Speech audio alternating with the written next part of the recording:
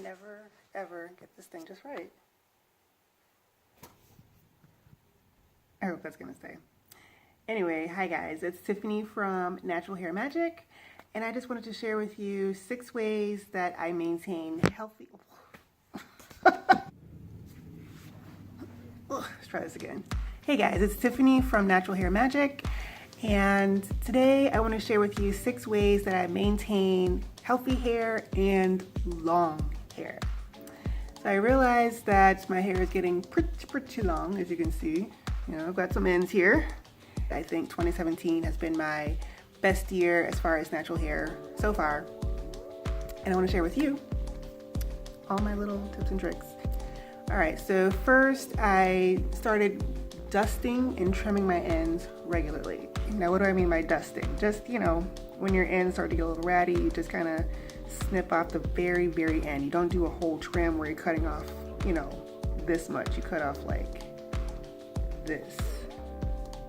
I noticed that when I didn't trim my ends, when I was trying to hold on to those scraggly ends, you know, I had more knots, I had more single strand knots, I had more breakage because my hair was so tangled off and I was trying to comb through it, and I was actually I was combing through it. I was combing through the knot and snapping it right off, and my hair went up on the floor.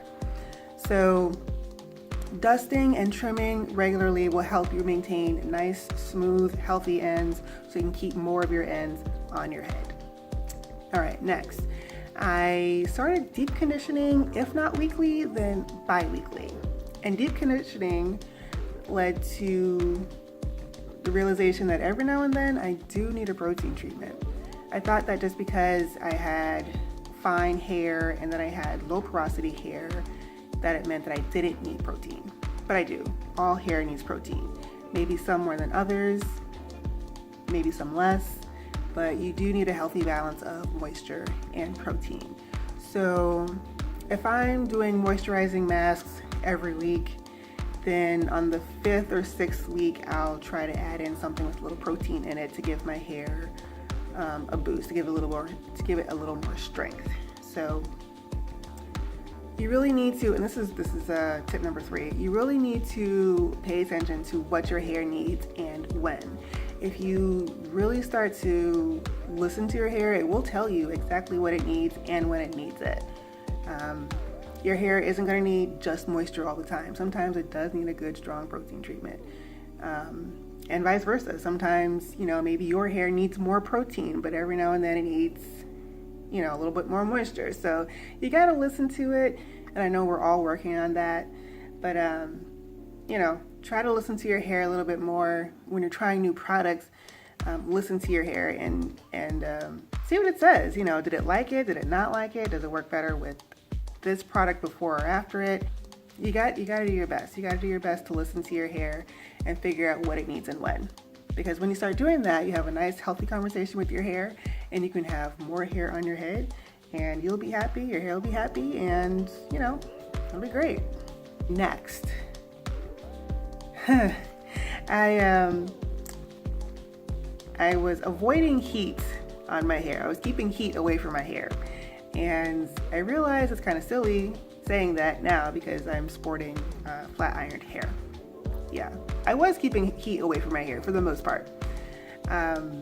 You know, this is the only flat iron I've had all year, and it's November, so, you know, it'll be the only flat ironing I do this year. But for the most part, you know, I would just air dry my hair. If I was under my hooded dryer, I would use lower heat, especially with my blow dryer, lower heat. And it's important because, you know, I've suffered through heat damage before. I know what it looks like. You know, it's a terrible look and it's a terrible feeling because you got the kinky hair from your root to, like, you know, for a couple inches, and then for the next couple inches, you got all this straight hair, and it's just, it doesn't work. It doesn't blend well. And, you know, for me, I just didn't feel pretty. I didn't feel good about myself because I was trying to blend these two hair textures together and it was never working out, and my hair always looked a mess. So to avoid that, I'm trying to stay away from heat for the most part. I will treat myself to flat ironed hair once or twice a year. For 2017, I just did it once, and I'm fine with that. You know, I know what the alternative is. You know, constantly putting heat on my hair. It doesn't do well with constant heat. I'd rather not go back down that road. I'd rather keep my hair curly and natural and keep more of it, and then flat iron it every now and then. So I think it's done pretty well for me. Once I wash this out, I'm gonna wash this out maybe a week from now, and I expect that there will be no heat damage. Oh, this is a good one. I started doing hot oil treatments, and I started doing them in July, which sounds really weird because everyone thinks hot oil treatments are for the winter when it's cold.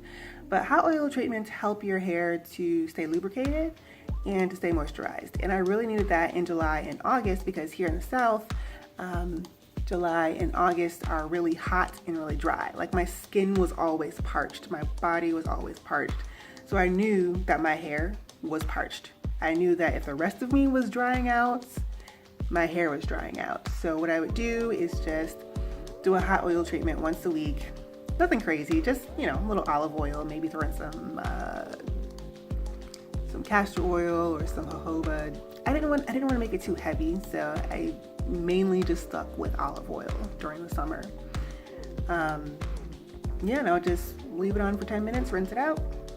My hair was fabulous for the rest of the week. So hot oil treatments saved my life. As it starts to get colder, I will pull out my hot oil treatments again. I'll make them a little bit heavier because it is the winter. But hot oil treatment saved my life and saved my hair. Saved my hair. It really stopped it from frying up and breaking off in the summer. So know when to apply a good hot oil treatment.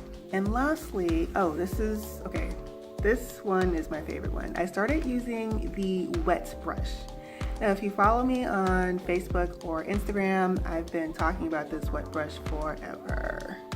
But the wet brush really has saved my strands because unlike the Denman brush and the wide tooth comb, the teeth on the wet brush, they're flexible, so they flow with your hair. Unlike with the Denman brush and the wide tooth comb, it's rigid, the teeth are rigid, and they kind of bulldoze through your hair and they bulldoze through your curls and your kinks, and they kind of break them off. They really do. But with the wet brush, they kind of gently glide through your hair and gently smooth out the kinks. You may have to, stroke the piece of hair a couple more times than you would, but it's definitely less painful. And the amount of shed hair that I've had from using the wet brush is like, I feel like I felt like maybe I didn't detangle my hair as much because I didn't have as much shed hair. But then when I would go to style my hair after using the wet brush, it would be clear that I did in fact detangle my hair, and that I just, I saved so many countless strands by using the wet brush. So I think if I had to choose, the wet brush would be my number one reason why, or number one way that I was able to save my hair, and hot oil treatments in a timely fashion is the second way I was able to save my hair. So I hoped those tips helped. Once again, they're specific to me. I know that, everyone says, trim your hair, do deep treatments. Everyone says that. But they do work. And you just need to figure out ways that you can save your strands and save yourself from breakage. So if you want to follow me, I do share tips and styles and happy little quotes on my social media pages. You can follow me on Instagram at Natural Hair Magic and on Facebook also at Natural Hair Magic. And then I have a blog, naturalhairmagic.com. You can follow me on any of those platforms, ask questions, leave comments, hit me up. My DMs are open on Instagram. Don't abuse it. But if you don't want to post it on the page and you want to ask questions privately, that's fine. I answer questions all the time about my hair, and I'm happy to. That's why I started the blog, so I could help other women with kinky and curly hair grow out their hair and, feel better about themselves. So thanks for watching, and I'll talk to you guys later. Bye.